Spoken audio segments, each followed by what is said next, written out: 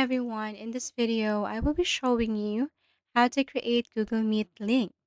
So this is a very easy tutorial. First, you just have to go to your Google web browser, and then here you can type Google create link or Google Meet create link, or you can also type Google Meet. It's okay.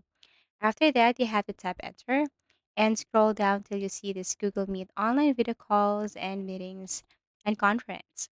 So tap this one and you will see this option below. So video calls and meetings for everyone. Make sure that you're logged into your account first.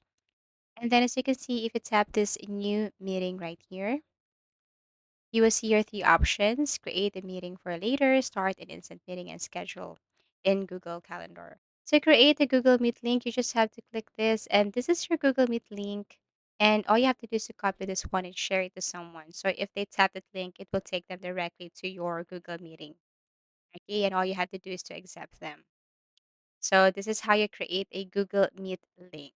Now, if you tap the second one here, start in an instant meeting, then you will see this, and all you have to do is copy this link above because this is an instant meeting.